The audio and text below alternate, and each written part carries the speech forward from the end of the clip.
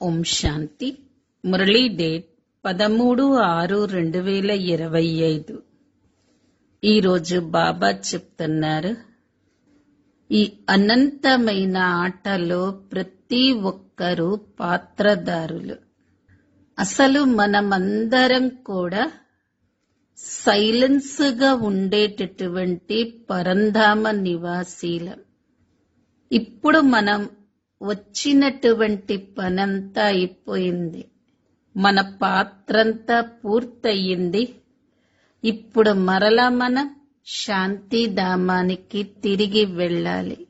డ్రామాని గనక యథార్థంగా తెలుసుకున్నట్లయితే ఎటువంటి ఆలోచనలు రావు. ఇలా జరిగితే బాగుంటుంది, అలా జరిగితే బాగుంటుంది, ఇలా జరగకుంటే బాగుంటుంది. డ్రామాని తెలుసుకున్న వారు ఈ విధంగా మాట్లాడరు. డ్రామా పేను వలె నెమ్మదిగా నడుస్తూ ఉంటుంది. ఏదైతే జరుగుతుందో అంతా డ్రామా అనుసారంగా జరుగుతుంది. చింతపడే విషయం లేదు, నిశ్చింతంగా ఉండండి. బాబా ఎటువంటి విశ్వ రాజ్యాన్ని ఇస్తున్నారు అంటే ఎవరూ దోచుకోలేనటువంటిది. పదే పదే గుర్తు తెచ్చుకుంటూ బాగా సంతోషంలో ఉండండి.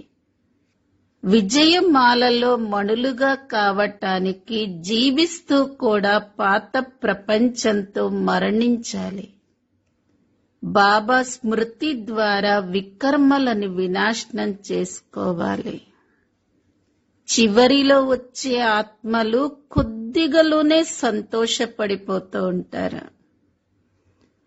ఎందుకు? వారి పాత్ర కొంచెం పొందటమే ఉంది.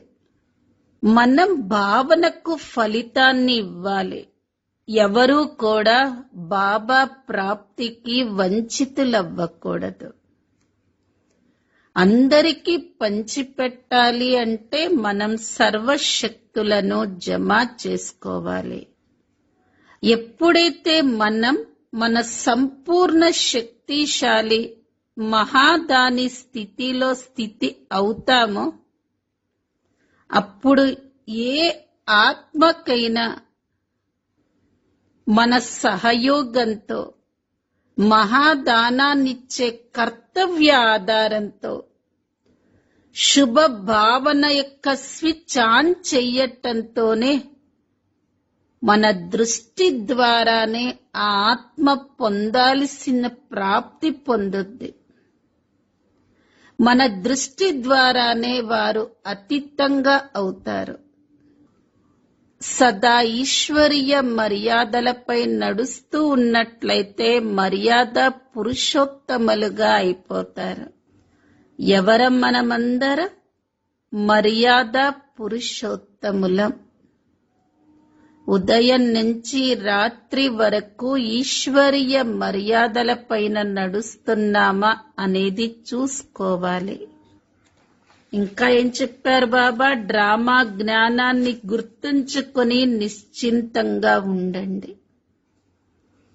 ఈ రోజటి మధుర మహావాక్యాలు. మధురమైన పిల్లలు, ఈ అనంతమైన ఆటలో ఆత్మలైన మీరు నటులు, పాత్రదారులు.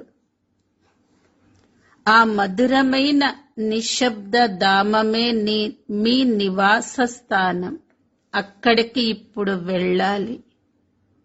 ప్రశ్న: డ్రామా ఆటను ఎవరైతే యథార్థ రీతిగా తెలుసుకుంటారో వారి నోటి నుండి ఏ పదాలు వెలువడవు.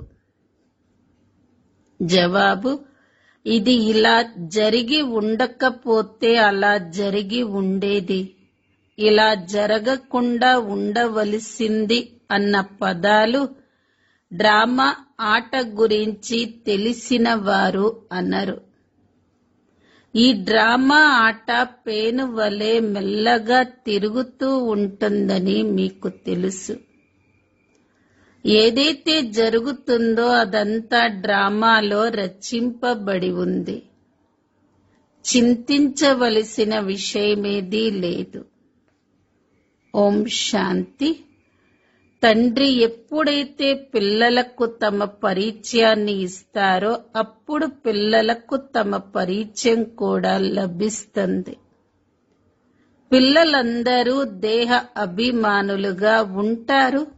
దేహి అభిమానులుగా ఉన్నట్లయితే తండ్రి యథార్థ పరిచయం ఉంటుంది. కానీ డ్రామాలో అలా లేదు. భగవంతుడు తండ్రి రచయిత అని కూడా అంటారు, కానీ వారి గురించి తెలియదు. శివలింగపు చిత్రం కూడా ఉంది, కానీ వారైతే అంత పెద్దగా ఉండరు. యథార్థ రీతిగా తెలియని కారణంగా తండ్రిని మర్చిపోతారు. తండ్రి రచయిత, వారు తప్పకుండా కొత్త ప్రపంచాన్నే రచిస్తారు. మరి తప్పకుండా పిల్లలైన మనకు కొత్త ప్రపంచపు రాజధాని వారసత్వం ఉండాలి కదా. స్వర్గం పేరు కూడా భారతదేశంలోనే ప్రసిద్ధమైనది. కానీ ఏమీ అర్థం చేసుకోరు. ఫలానా వారు మరణించారు, స్వర్గస్థులయ్యారు అని అంటారు. అలా ఎప్పుడైనా జరుగుతుందా? మేమందరం తుచ్చబుద్ధి కలవారిగా ఉండేవారిమి అని ఇప్పుడు మీరు అర్థం చేసుకున్నారు. నెంబర్ వారీగా అని అయితే అంటారు కదా. ముఖ్యమైన వారి గురించే అర్థం చేయించవలసి ఉంటుంది. నేను ఇతనిలోకి వస్తాను, అనేక జన్మల అంతిమ శరీరంలోకి వస్తాను అని అంటారు.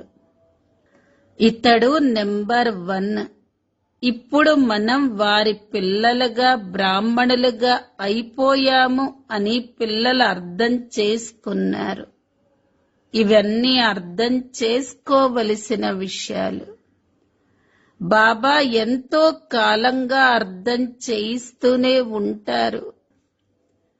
లేకపోతే తండ్రిని గుర్తించటం ఒక్క క్షణకాలపు విషయం. నన్ను స్మృతి చేసినట్లయితే మీ వికర్మలు వినాశనమైపోతాయి అని బాబా అంటారు. నిశ్చయం ఏర్పడిపోతే ఇంకా ఏ విషయంలోనూ ప్రశ్న మొదలైనవి ఉత్పన్నమవ్వవు. మీరు శాంతిధామంలో ఉన్నప్పుడు పావనంగా ఉండేవారు అని బాబా అర్థం చేయించారు. ఈ విషయాలని కూడా మీరే తండ్రి ద్వారా వింటారు. ఇంకెవరూ వీటిని వినిపించలేరు. ఆత్మలమైన మనం ఎక్కడి నివాసులమో మీకు తెలుసు. ఏ విధంగా నాటకంలోని పాత్రధారులు మేము ఇక్కడి నివాసులము అని అంటారో, వస్త్రాలు మార్చుకొని స్టేజి పైకి వచ్చేస్తారో, ఇది అంతే. ఇప్పుడు మీరు మేము ఇక్కడి నివాసులం కాము అని భావిస్తారు. ఇది ఒక నాటకశాల. మనం మూలవతన నివాసులము అని ఇప్పుడు బుద్ధిలోకి వచ్చింది. దానిని మధురమైన సైలెన్స్ హోమ్ అని కూడా అంటారు. దానినే అందరూ కోరుకుంటారు. ఎందుకంటే ఆత్మ దుఃఖీగా ఉంది కదా. మేము తిరిగి ఇంటికి ఎలా వెళతాము అని అంటారు. ఇంటి గురించి తెలియని కారణంగా భ్రమిస్తూ ఉంటారు. ఇప్పుడు మీరు అలా భ్రమించటం నుండి విముక్తులైపోయారు. ఇది పిల్లలకు తెలిసిపోయింది. ఇప్పుడిక మీరు నిజంగానే ఇంటికి వెళ్ళాలి. ఇది పిల్లలకు తెలిసింది. ఆత్మనైన నేను ఎంత చిన్న బిందువుని. ఇది కూడా ఒక అద్భుతమే. దీనిని సహజ సిద్ధమైనది అని అంటారు. ఇంత చిన్న ఆత్మలో ఎంత పెద్ద పాత్ర నిండి ఉంది. పరంపిత పరమాత్మ ఏ విధంగా పాత్రను అభినయిస్తారో అది కూడా మీరు తెలుసుకున్నారు. అందరికన్నా ముఖ్యమైన పాత్రధారి వారే. తానే చేసేవారు మరియు చేయించేవారు కదా. ఆత్మలమైన మనం శాంతి ధామం నుండి వస్తామని మధురాతి మధురమైన పిల్లలకు మీకు ఇప్పుడు అర్థమయ్యింది. ఆత్మలు కొత్తవేమీ వెలువడవు. ఆత్మలన్నీ మధురమైన ఇంట్లో ఉంటాయి. పాత్రను అభినయించేందుకు అక్కడ నుండి వస్తాయి. అందరూ పాత్రను అభినయించాలి. ఇది ఒక ఆట. ఈ సూర్య చంద్ర నక్షత్రాదులు ఏమిటి? ఇవన్నీ దీపాలు. దీనిపై రాత్రి మరియు పగలు ఆట కొనసాగుతుంది. కొందరు సూర్య దేవతాయ నమః, చంద్ర దేవతాయ నమః అని అంటారు. కానీ నిజానికి అవి దేవతలేమీ కావు. ఈ ఆట గురించి ఎవ్వరికీ తెలియదు. సూర్య చంద్రాదులను కూడా దేవతలు అని అనేస్తారు. నిజానికి ఇవి మొత్తం విశ్వ నాటకం కోసం దీపాల వంటివి. మనం మధురమైన నిశ్శబ్దమైన ఇంటి వాసులం. ఇక్కడ మనం పాత్రను అభినయిస్తున్నాం. ఈ చక్రం పేను వలె మెల్లగా తిరుగుతూ ఉంటుంది. ఏదైతే జరుగుతుందో అదంతా డ్రామాలో రచింపబడి ఉంది. ఇలా జరగకపోతే ఇలా జరిగి ఉండేది అని ఎప్పుడూ అనకూడదు. ఇదంతా డ్రామానే కదా. ఉదాహరణకు మీ అమ్మ ఉండేది, తాను వెళ్ళిపోతుంది అన్న ఆలోచన కూడా ఎప్పుడూ లేదు కదా. అచ్చా, తాను శరీరం వదిలేసింది, అది కూడా డ్రామానే.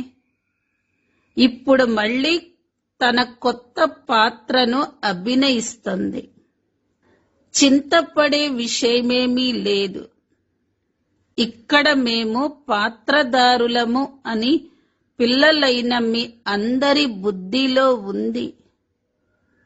ఇది గెలుపు ఓటముల ఆట. ఈ గెలుపు ఓటముల ఆట మాయపై ఆధారితమై ఉంది. మాయతో ఓడిపోతే ఓటమి, మాయపై గెలిస్తే విజయం. ఇలా అందరూ గానం చేస్తారు, కానీ బుద్ధిలో జ్ఞానం కొద్దిగా కూడా లేదు. మాయ ఏమిటో మీకు తెలుసు. రావణుని మాయ అని అంటారు. ధనాన్ని సంపద అని అంటారే కాని మాయ అని అనరు. ఫలానా వారి వద్ద ఎంతో ధనముంది, కావున తనకు మాయా నశ ఎంతో ఉంది అని అనేస్తారు. కానీ మాయ నశ ఏమైనా ఉంటుందా? మనమైతే మాయను జయించేందుకు ప్రయత్నిస్తాము. కావున ఇక్కడ ఏ విషయంలోనూ సంశయం ఉత్పన్నమవ్వకూడదు. స్థితి పరిపక్వంగా లేని కారణంగానే సంశయాలొస్తూ ఉంటాయి. ఇప్పుడిది భగవాను వాచ. ఎవరి గురించి? ఆత్మల గురించి. భగవంతుడు తప్పకుండా శివుడే. వారు ఆత్మలకు చెప్తారు. కృష్ణుడైతే దేహదారి. అతడు ఆత్మలకు ఎలా చెప్తారు? మీకు దేహదారి ఎవరు జ్ఞానాన్ని వినిపించటం లేదు. బాబాకైతే దేహమే లేదు. మిగిలిన వారందరికీ దేహముంది. ఎవరినైతే పూజిస్తారో వారిని స్మృతి చెయ్యటం సహజం. బ్రహ్మ విష్ణు శంకర్లను దేవతలు అని అంటారు. శివుడిని భగవంతుడు అని అంటారు. భగవంతుడు ఉన్నతోన్నతుడు. వారికి దేహం లేదు. మూలవతనంలో ఆత్మలున్నప్పుడు మీకు దేహం ఉండేదా? లేదు కదా. అది మీకు తెలుసు. ఆత్మలైన మీరే ఉండేవారు. ఈ బాబా కూడా ఆత్మనే. కేవలం వారు ఉన్నతోన్నతమైన వారు. వీరి పాత్ర మహిమ చెయ్యబడుతుంది. పాత్రను అభినయించి వెళ్లారు, అప్పుడే పూజ జరుగుతుంది. కాని 5000 సంవత్సరాల క్రితం కూడా పరంపిత పరమాత్మ అయిన రచయిత వచ్చారు అన్నది తెలిసిన మానవ మాతృలు ఒక్కరు కూడా లేరు. తాను స్వర్గ స్థాపకుడైన తండ్రి. ప్రతి 5000 సంవత్సరాల తర్వాత కల్పపు సంగమ యుగంలో వారు వస్తారు. కాని కల్పపు ఆయువును చాలా పెద్దగా చేసేయటంతో అందరూ మర్చిపోయారు. పిల్లలైన మీకు బాబా కూర్చొని అర్థం చేయిస్తారు. బాబా, మేము మిమ్మల్ని కల్పకల్పము కలుసుకుంటాము మరియు మీ నుండి వారసత్వాన్ని తీసుకుంటాము అని మీరు స్వయం అంటారు. మళ్ళీ ఎలా పోగొట్టుకుంటారో అది బుద్ధిలో ఉంది. జ్ఞానమైతే అనేక రకాలుగా ఉంది. కాని జ్ఞాన సాగరుడు అని భగవంతుణ్ణే అంటారు. వినాశనం తప్పకుండా జరుగుతుంది అని కూడా అందరూ భావిస్తారు. ఇంతకు ముందు కూడా వినాశనం జరిగింది. కాని అది ఎలా జరిగిందో ఎవ్వరికీ తెలియదు. శాస్త్రాలలో అయితే వినాశనం గురించి ఏమేమో వ్రాసేశారు. పాండవులు మరియు కౌరవుల యుద్ధం ఎలా జరగగలదు? ఇప్పుడు బ్రాహ్మణులైన మీరు సంగమ యుగంలో ఉన్నారు. బ్రాహ్మణుల యుద్ధమేదీ ఉండదు. నా పిల్లలైన మీరు అహింసకులు, డబల్ అహింసకులు అని బాబా అంటారు. ఇప్పుడు మీరు నిర్వికారులుగా అవుతున్నారు. మీరే బాబా నుండి కల్పకల్పము వారసత్వాన్ని తీసుకుంటారు. ఇందులో కష్టమైన విషయమేదీ లేదు. జ్ఞానం చాలా సహజమైనది. 84 జన్మల చక్రం మీ బుద్ధిలో ఉంది. ఇప్పుడు నాటకం పూర్తవుతుంది. ఇంకా కొద్ది సమయం మాత్రమే ఉంది. షావుకార్లకు కూడా ధాన్యము నీరు లభించని సమయం కూడా రానున్నది అని మీకు తెలుసు. దీనిని దుఃఖ పర్వతము అని అంటారు. ఇది రక్తసిక్తమైన ఆట కదా. అందరూ అంతమైపోతారు. ఎవరైనా పొరపాటు చేస్తే వారికి శిక్ష లభిస్తుంది. కానీ మీరేమి తప్పు చేశారు? కేవలం ఒకే పొరపాటు చేశారు. బాబాని మర్చిపోయారు. మీరైతే బాబా నుండి రాజ్యాన్ని తీసుకుంటున్నారు. మిగిలిన మనుష్యులందరూ ఇక మేము మరణిస్తున్నాము అని భావిస్తారు. మహాభారత యుద్ధం కొద్దిగా ప్రారంభమైన అంతమైపోతారు. మీరైతే జీవిస్తారు కదా. మీరు బదిలీ అయ్యి అమరలోకంలోకి ఈ చదువు శక్తితో వెళతారు. చదువు సంపాదనకు ఆధారం అంటారు. శాస్త్రాల చదువు కూడా ఉంది. దాని ద్వారా కూడా సంపాదన జరుగుతుంది. కానీ ఆ చదువు భక్తి చదువు. నేను మిమ్మల్ని ఈ లక్ష్మీనారాయణ లాగా తయారు చేస్తాను అని ఇప్పుడు బాబా అంటారు. మీరిప్పుడు స్వచ్ఛమైన బుద్ధి ఉన్నవారిగా అవుతారు. మేము ఉన్నతోన్నతులుగా అవుతాము. మళ్ళీ పునర్జన్మలు తీసుకుంటూ కిందకు దిగుతాము అని మీకు తెలుసు. కొత్త నుండి పాతగా అవుతుంది. మెట్లను తప్పకుండా దిగవలసి ఉంటుంది కదా. ఇప్పుడు సృష్టి కూడా దిగే కళలో ఉంది. పైకి ఎక్కే కళలో ఉన్నప్పుడు ఈ దేవతల రాజ్యం ఉండేది, స్వర్గం ఉండేది. ఇప్పుడు నరకం ఉంది. ఇప్పుడు మీరు మళ్ళీ స్వర్గవాసులుగా అయ్యేందుకు పురుషార్థం చేస్తున్నారు. బాబా బాబా అంటూ ఉంటారు.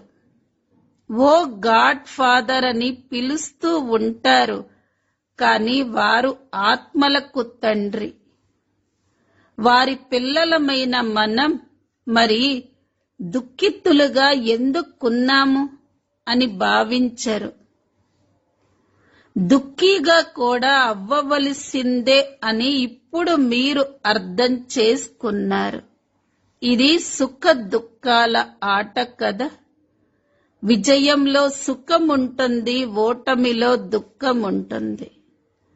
బాబా రాజ్యాన్నిచ్చారు, దానిని రావణుడు లాగేసుకున్నాడు. తండ్రి నుండి మనకు స్వర్గ వారసత్వం లభిస్తూ ఉంటుంది అని ఇప్పుడు పిల్లలైన మీ బుద్ధిలో ఉంది. ఇప్పుడు బాబా వచ్చారు. ఇప్పుడు కేవలం బాబాని స్మృతి చేస్తూ ఉన్నట్లయితే పాపాలు అంతమైపోతూ ఉంటాయి. శిరస్సుపై జన్మ జన్మాంతరాల భారం ఉంది కదా. ఇది కూడా మీకు తెలుసు. మీరు చాలా దుఃఖితులుగా కూడా ఏమీ అవ్వరు. పిండిలో ఉప్పులా కొంత సుఖం కూడా ఉంది. దానిని కాకిరెట్టతో సమానమైన సుఖము అని అంటారు. స్వర్గపు సద్గతి దాత ఒక్క బాబానే అని మీకు తెలుసు. జగత్తుకు గురువు కూడా ఒక్కరే. వానప్రస్థంలో గురువును ఆశ్రయిస్తారు. ఇప్పుడైతే చిన్న పిల్లలకి కూడా గురువుతో ఉపదేశాన్నిస్తారు. అతడు మరణిస్తే సద్గతిని పొందుతాడు అని భావిస్తారు. నిజానికి ఎవ్వరినీ గురువు అని అనటానికి వీల్లేదు అని బాబా అంటారు. ఎవరైతే సద్గతిని ఇస్తారో వారే గురువు. సద్గతి దాత ఒక్కరే. క్రీస్తు, బుద్ధుడు మొదలైన వారెవ్వరూ గురువులుగా కారు. వారు వచ్చినప్పుడు ఎవరికైనా సద్గతి లభిస్తుందా? క్రీస్తు వచ్చాడు. అతని వెనక ఆ ధర్మానికి చెందిన వారు రావటం మొదలుపెట్టారు. వారికి కిందకు తీసుకొచ్చేందుకు నిమిత్తంగా అవుతారు. మరి వారిని గురువులు అని ఎలా అనగలరు? పతిత పావనుడు అని ఒక్క బాబానే అంటారు. వారు అందరినీ తిరిగి తీసుకువెళతారు. స్థాపన కూడా చేస్తారు. కేవలం అందరినీ తిరిగి తీసుకొని వెళ్ళినట్లయితే అది ప్రళయమైపోతుంది. కానీ నిజానికి ప్రళయం అనేది ఏదీ ఉండదు. సర్వశాస్త్రమైగా శ్రీమద్ భగవద్గీత గానం చెయ్యబడుతుంది. యదా యదాహి అన్న గాయనం ఉంది. భారతదేశంలోకే బాబా వస్తారు. స్వర్గ రాజ్య అధికారాన్ని ఇచ్చేవారు బాబానే. వారిని కూడా సర్వవ్యాపి అని అనేస్తారు. కొత్త ప్రపంచంలో మొత్తం విశ్వంపై మన ఒక్క ఒక్కరి రాజ్యమే ఉంటుందని పిల్లలైన మీకు ఎంతో సంతోషముంటుంది. ఆ రాజ్యాన్ని ఎవరూ దోచుకోలేరు. ఇక్కడైతే చిన్న చిన్న ముక్కల కోసం పరస్పరం ఎంతో పోట్లాడుకుంటూ ఉంటారు. మీకైతే ఎంతో సంతోషముంది. సంతోషంలో గంతులు వెయ్యాలి. కల్పకల్పము మనం తండ్రి నుండి వారసత్వాన్ని తీసుకుంటాము. మరి ఎంత సంతోషం ఉండాలి. నన్ను స్మృతి చెయ్యండి అని బాబా అంటారు, అయినా మర్చిపోతారు. బాబా యోగం తెగిపోతుంది అని అంటారు. యోగం అన్న పదాన్ని తొలగించండి, అది శాస్త్రాల పదము అని బాబా అంటారు. కేవలం నన్ను స్మృతి చెయ్యండి. యోగం అన్నది భక్తి మార్గపు పదం. తండ్రి నుండి స్వర్గ రాజ్య అధికారం లభిస్తుంది. మీరు వారిని స్మృతి చెయ్యకపోతే వికర్మలెలా వినాశనమవుతాయి? రాజ్యం ఎలా లభిస్తుంది? స్మృతి చెయ్యకపోతే పదవి కూడా తగ్గిపోతుంది. శిక్షలు కూడా అనుభవిస్తారు. ఆ తెలివి కూడా లేదు. ఎంతో అవివేకులుగా అయిపోయారు. నన్నొక్కడే స్మృతి చెయ్యండి అని నేను కల్పకల్పము మీతో అంటాను. జీవిస్తూనే ఈ ప్రపంచం నుండి మరణించండి. బాబా స్మృతి ద్వారా మీ వికర్మలు వినాశనమవుతాయి. మరియు మీరు విజయమాలలోని మణులుగా అయిపోతారు. ఇది ఎంత సహజము. ఉన్నతోన్నతుడైన శివ్ బాబా మరియు బ్రహ్మ ఇరువురు ఉన్నతోన్నతమైన వారు. వారు పారలౌకిక తండ్రి అయితే వీరు అలౌకిక తండ్రి. ఎంతో సాధారణమైన శిక్షకుడు. ఆ టీచర్లైతే శిక్షలిస్తారు. ఈ టీచర్ అయితే ముద్దు పెట్టుకుంటారు.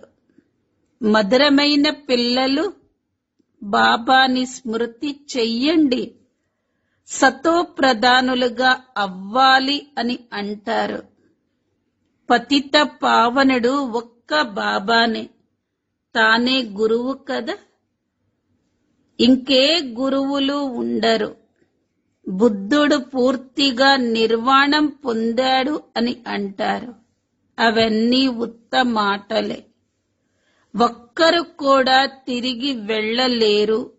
అందరికీ డ్రామాలో పాత్ర ఉంది. ఎంతటి విశాల బుద్ధి మరియు సంతోషం ఉండాలి. పైనుండి కింద వరకు మొత్తం జ్ఞానమంతా బుద్ధిలో ఉంది. బ్రాహ్మణులే జ్ఞానాన్ని తీసుకుంటారు. శూద్రులలోనూ దేవతలలోనూ ఈ జ్ఞానం లేదు. ఇక అర్థం చేసుకునేవారు అర్థం చేసుకుంటారు. ఎవరైతే అర్థం చేసుకోరో వారు అంతమైపోతారు. పదవి కూడా తక్కువవుతుంది. స్కూల్లో కూడా చదువుకోకపోతే పదవి తక్కువవుతుంది. బాబా మరియు వారసత్వం. మనం మళ్ళీ మన రాజధానిలోకి వెళుతున్నాం. ఈ పాత ప్రపంచం అంతమైపోతుంది. అచ్చా, మధురాతి మధురమైన ఆత్మిక పిల్లలకు మాతా పిత బాప్ దాదాల ప్రియ స్మృతులు మరియు గుడ్ మార్నింగ్. ఆత్మిక పిల్లలకు ఆత్మిక తండ్రి నమస్తే. ఆత్మిక పిల్లలవి ఆత్మిక తల్లి తండ్రులకు ప్రియ స్మృతులు, గుడ్ మార్నింగ్ మరియు నమస్తే. ధారణ కోసం ముఖ్య సారం. మొదటి పాయింట్, మన నుండి ఎవరూ దోచుకోలేనటువంటి కొత్త విశ్వ రాజ్యాన్ని బాబా మనకిస్తారు. ఈ సంతోషంలో గంతులు వెయ్యాలి. 2వ పాయింట్, విజయమాలలోని మణులుగా అయ్యేందుకు జీవిస్తూనే ఈ పాత ప్రపంచం నుండి మరణించాలి. బాబా స్మృతి ద్వారా వికర్మలను వినాశనం చేసుకోవాలి. వరదానం, తమ శక్తిశాలి స్థితి ద్వారా సర్వుల శుభ భావనలను పూర్ణం చేసే మహాదాని భవ. చివరిలో వచ్చే ఆత్మలు కొద్దిగలోనే సంతుష్టంగా అయిపోతారు. ఎందుకంటే వారి పాత్రే కొద్దిగే పొందే విధంగా ఉంటుంది. కావున ఇటువంటి ఆత్మలకి కూడా తమ భావన యొక్క ఫలం లభించాలి. ఎవరూ వంచితులవ్వకూడదు. దీనికోసం ఇప్పటి నుండే మీలో సర్వశక్తులను జమ చేసుకోండి. ఎప్పుడైతే మీరు మీ సంపూర్ణ శక్తిశాలి మహాదాని స్థితిలో స్థితి అవుతారో అప్పుడు ఏ ఆత్మనైనా మీ సహయోగంతో మహాదానమిచ్చే కర్తవ్యం యొక్క ఆధారంతో శుభ భావన యొక్క స్విచ్ని ఆన్ చెయ్యటంతోనే దృష్టి ద్వారా అతిథులుగా చేసేస్తారు. స్లోగన్, సదా ఈశ్వరీయ మర్యాదలపై నడుస్తూ ఉన్నట్లయితే మర్యాద పురుషోత్తములుగా అయిపోతారు. అవ్యక్త ప్రేరణ పాయింట్, ఆత్మిక స్థితిలో ఉండే అభ్యాసం చెయ్యండి, అంతర్ముఖులుగా అవ్వండి. సేవా స్టేజ్ పైకెళ్ళినప్పుడు వీరు చాలా సమయం నుండి అంతర్ముఖత, ఆత్మీయత అనే గుహలో ఉంటూ ఇప్పుడు సేవ కోసమే వచ్చారు అన్న అనుభవాన్ని ఇతరులు చెయ్యాలి. తపస్వి రూపం కనిపించాలి. అనంతమైన వైరాగ్యపు రేఖలు ముఖంలో కనిపించాలి. ఎంతగా అతి ఆత్మిక నశానో అంతగానే అతి దయ. ఇప్పుడు ఇటువంటి సర్వీస్ చేసే సమయం. నిరహంకారత గుణం ద్వారా నమ్రతా శక్తితో సంపన్నంగా. మమ్మ యజ్ఞ నిర్వాహకురాలిగా ఉన్నారు. బాబా కూడా మమ్మాని తనకన్నా ముందు ఉంచేటువంటి వారు. కానీ మమ్మాలో ఎప్పుడూ నేను అనేటువంటి అభిమానం రాలేదు. సదా నిరహంకారిగా ఉండేటువంటి వారు. ఇది బాబా కార్యము చేసి చేయించేటువంటి వారు బాబా. ఈ స్మృతిలో ఉండేటువంటి వారు. ఈ గుణం కారణంగానే వారి యొక్క నడవడికలో, మాటల్లో, వ్యవహారంలో నమ్రత కనిపించేటువంటిది. పొగరు లేక అహంకారంతో నిండిన మాటలు ఎప్పుడూ వారు మాట్లాడేటువంటి వారు కాదు. వీరందరూ కూడా బాబా పిల్లలు. ఇది బాబా కార్యము. అతను మనల్ని అందరి భాగ్యాన్ని తయారు చేయడం కోసం నిమిత్తంగా ఉంచారు అనేటువంటి స్మృతిలో ఉండేటువంటి వారు. ఇలాంటి నమ్రత యొక్క అవతారమూర్తిగా ఉన్నారు. ఈ శక్తితో సంపన్నంగా ఉండేటువంటి వారు. ఏ విధంగా నమ్రత యొక్క అవతారమూర్తిగా ఉన్నారు. ఇలాంటి శక్తితో సంపన్నంగా ఇలాంటి శక్తితో సంపన్నంగా ఉన్నారు. అదే విధంగా మనం కూడా వారి సమానంగా మారాలి. ఓం శాంతి. ఓం శాంతి.